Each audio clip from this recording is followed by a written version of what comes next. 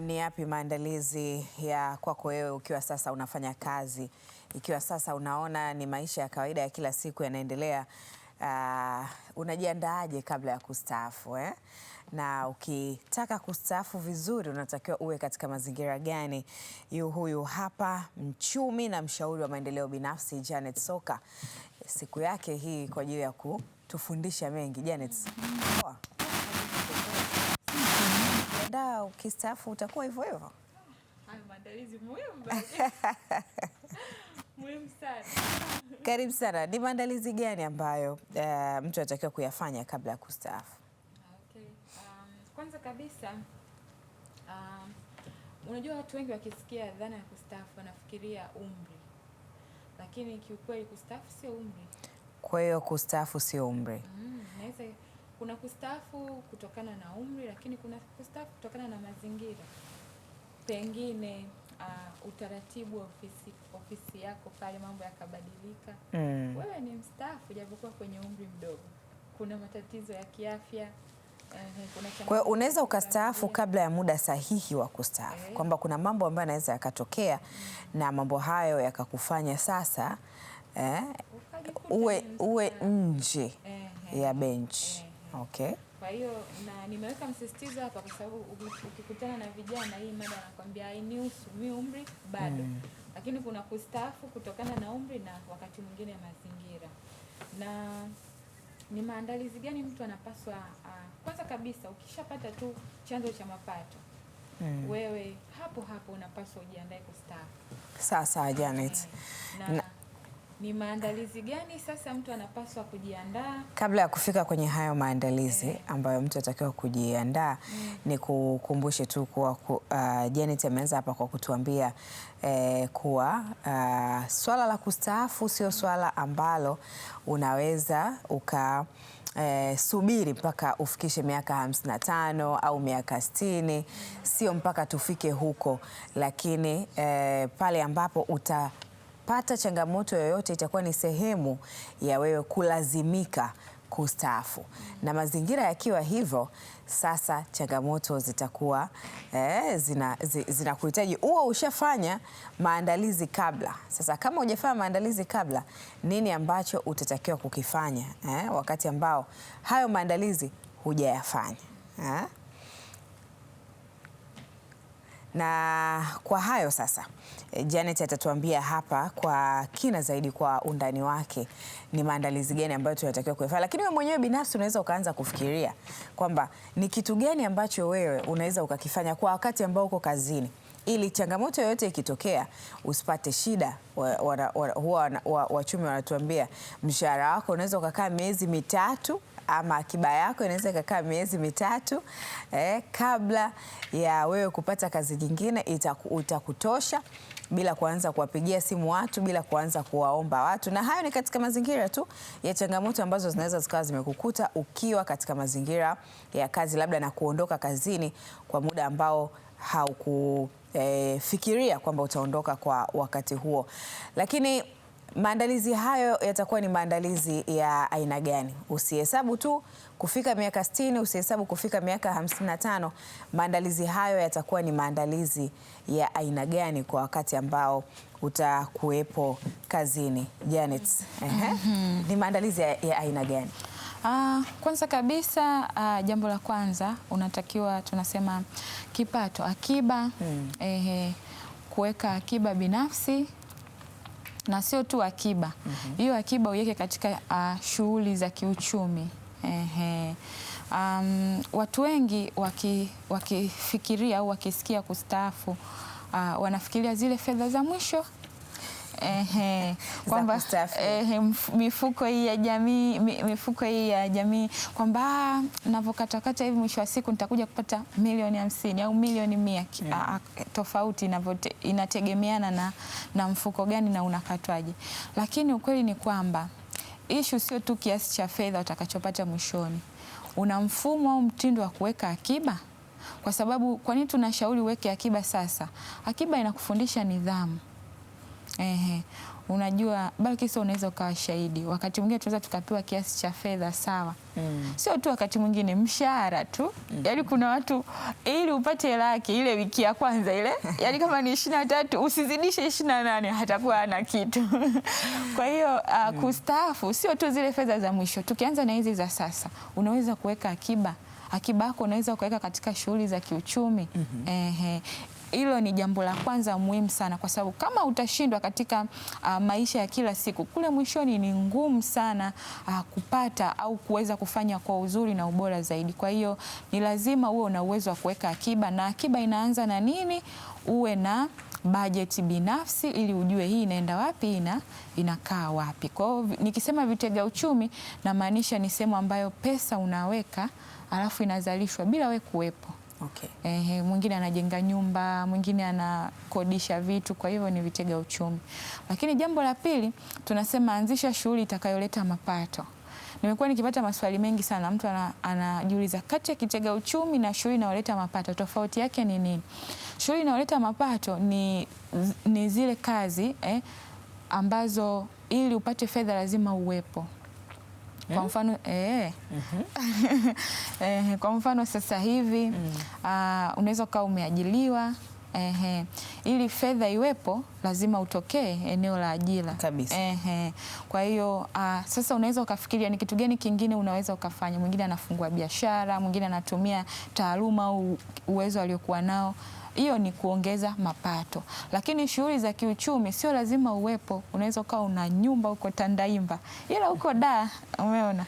Kwa hiyo ni lazima uweze kutofautisha, usio unalizika tu na kitu kimoja. Maana kuna mtu hasa mimi naongeza chanzo cha mapato, lakini kazi zake zote lazima awepo.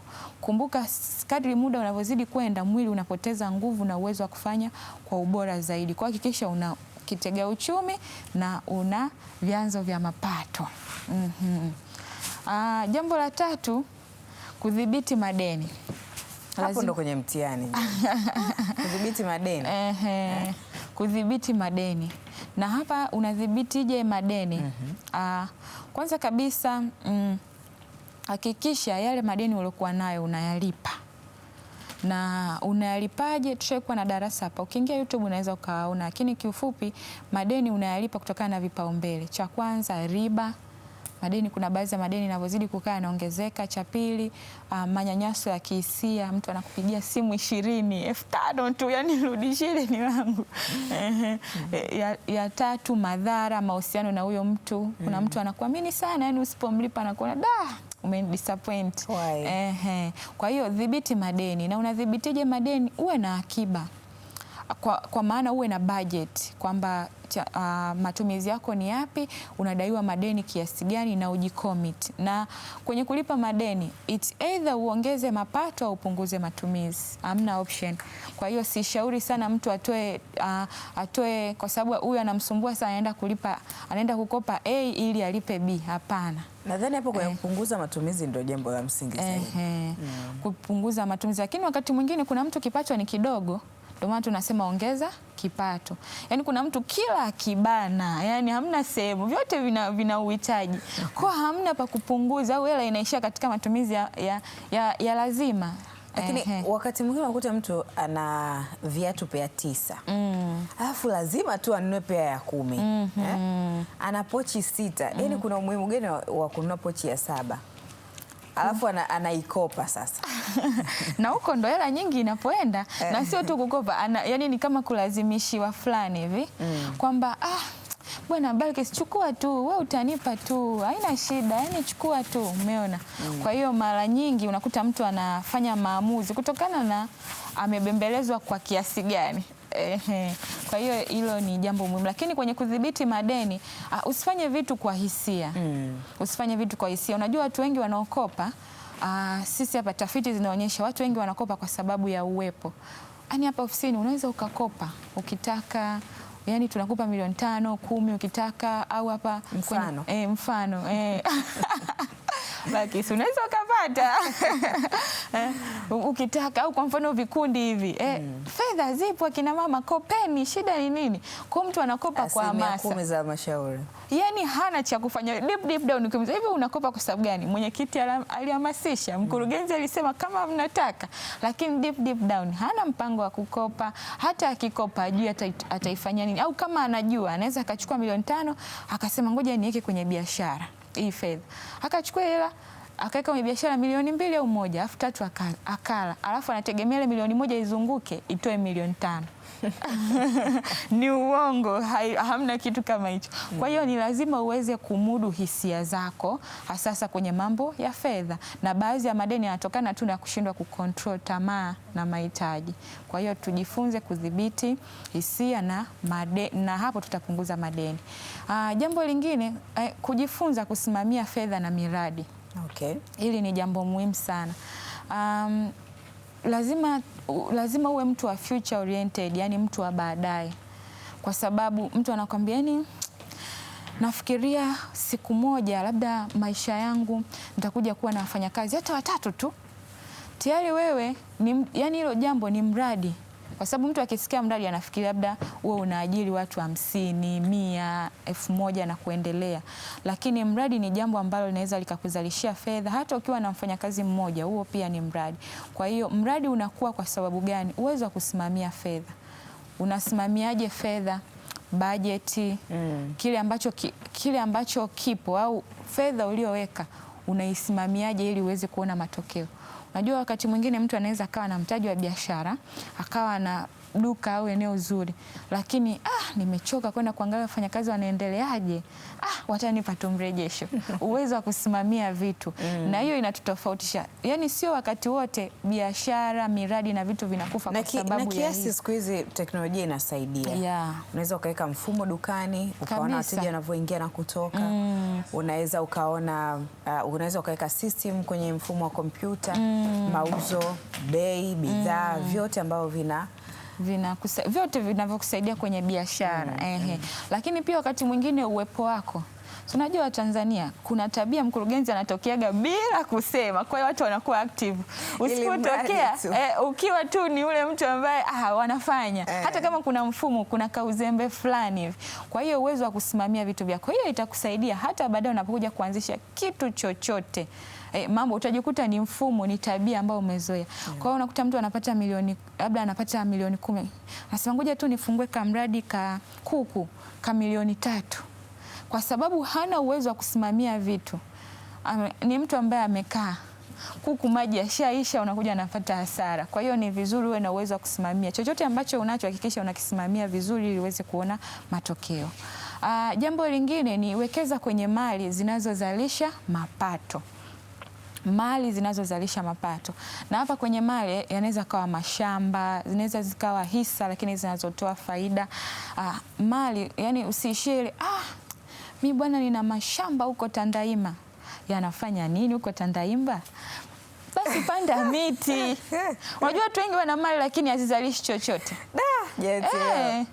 Umepiga sehemu nzuri sana. Unasema nina ardhi kule wapi sina. Nina eka 3 sijui za nini, zina nini, zimejaa majani tu, hamna chochote. Basi wape watu walime, au ulima, upate hata chakula cha nyumbani kikupunguzie. Hata miogo. Mahindi sasa hivi yamepanda bei. Unalima hata mahindi. Kwa hiyo mali zinazozalisha, usiwe tu na mali, lakini mali inayozalisha itakusaidia, na iweke kadri ya mazingira yako. Lakini jambo lingine, tengeneza mpango wa matumizi ya mapato. Na hapa kwa baadaye, hasa kwa wale sasa tunasema ile ya kustaafu kadri ya umri, mpango wa matumizi ya mapato. Akuta mtu anachungulia au anasikia taarifa utapata 200 milioni. Hujai kuishika kwa pamoja tangu uzaliwe. Excitement ni kubwa. Ikishaingia unakaa sasa, hivi na watoto wangu 3, baki niwape milioni 10, niwape 20, na wajukuu niwape 5, nina nini, yani mpaka unakuja kushtukia niwape milioni 10. Na hapo unaambiwa mama, sio sisi, kuna wajukuu walete. Na wajukuu wanapewa 5 wako 10. Au twende Dubai, sio mbaya. Unabeba familia nzima, bills on you. Lakini kuna maisha baada ya hapo. Ukiangalia account unasema Na hapa baki si watu waelewe. Hatumaanishi watu wasifurahi na familia. Tunamaanisha uweke mpango na matumizi. Yaani chochote ambacho unakitumia hakikisha ulikuwa nacho, ulikuwa na bajeti nayo. Sio tu unafanya maamuzi kwa kushtukiza. Hivi ni vitu muhimu sana vya kuzingatia kwa mfanyakazi yoyote aliyekuwa kazini. Ili aweze kustaafu vizuri. Sasa ni mambo gani ya kuyafahamu kwa mfanyakazi yoyote? Kwanza kabisa ni lazima fahamu unapokea nini, lini na masharti yake. Unapokea nini? Kiasi. Okay. Lini? Kwa mujibu wa umri. Mtu akisikia utastaafu 2035 anaona mbali. Lini? Siku zinaenda. Na masharti ya kupokea, utaratibu ukoje? Kuna wengine sijaza fomu, rudi kwa mwajiri wako. Kwa fahamu ule utaratibu ili wakati unapofika usiwe unapata usumbufu na haujui. Au unakuta mtu ana mpango, amemaliza akiba yote, anaamini mwezi ujao anapata, kumbe anatakiwa akae mwaka mzima. Kwa hiyo fahamu unapokea nini kwa maana ya kiasi, lini na masharti yake ni yapi. Jambo la pili, ujuzi na maarifa. Na hapa huwa nashauri sana, ni vizuri kama unataka kufanya kitu baada ya kustaafu, anza maandalizi sasa ili uweze kupata ujuzi na maarifa. Usiwe mwepesi sana kufanya maamuzi hasa ya uwekezaji baada ya kupata fedha. Mtu miaka yote ulikuwa kwenye habari, unakuja kustaafu mtu anakuambia mgodi unalipa. Sio mbaya, wala si discourage watu, ila namaanisha tulia kwanza upate ujuzi unalipaje. Usije ukaweka milioni 20 hapo alafu zikafa huko ukapata pressure kisukari, stroke. Kwa hakikisha una ujuzi na maarifa kabla hujawekeza kwenye jambo lolote, na hasa faida inapatikanaje kwenye huo mradi au kwenye huo uzalishaji wa fedha. Na mwisho kabisa, maamuzi ya haraka na anasa. Na hapo kwenye maamuzi ya haraka, taarifa utakazopata ni nyingi. Na mara nyingi ukistaafu tunakuwa tunajua kuna donge nono. Kwa hiyo watu watakushauri vitu vingi, watakuonyesha faida. Pata muda, tulia, tafakari. Tafakari vizuri kabla hujafanya maamuzi makubwa ya kutoa fedha. Lakini pia tunashauri ufurahi na ufurahishe moyo, nafsi, lakini isizidi, kwa sababu ikizidi ndio inakuwa anasa. Nukuu ya leo? Leo tunamalizia kwa nukuu ambayo inasema kustaafu sio tatizo, tatizo ni kustaafu bila maandalizi. Kabisa. Mshahara ukoma siku ya kustaafu, lakini mahitaji hayaishi. Ukiwa kazini leo, jenga kesho yako njema. Imekaa vizuri sana hii Janet. Kwa hiyo kula sio ile mshahara ukiisha ndio utaishia kula. Utatakiwa ule, kama ni watoto hawajamaliza shule, ulipe ada hata baada ya kustaafu. Kwa hakikisha akiba zako saving, lakini pia hata muda utumie vizuri na familia, kwa sababu wastaafu wengi changamoto ni upweke. Muda mwingi ulikuwa kazini, una watu wako, unasafiri, familia unaiweka mbali. Lakini ukistaafu familia inatakiwa karibu na. Kwa hiyo tengeneza mahusiano mazuri na familia na jiandae vizuri kwenye kustaafu. Janet, hili ni funzo kubwa sana kwa sababu asilimia kubwa ya Tanzania bado wako kazini. Na sasa ni wakati wa kuyachukua haya ambayo ametufundisha Janet, kuyafanyia kazi ili tuje kustaafu tukiwa na maandalizi mazuri. Shukran sana Janet. Asante sana. Ni mchumi na mshauri wa maendeleo binafsi Janet Soka, ambapo ametupitisha kwenye maandalizi ya kustaafu. Tusije kujutia hapo baadaye.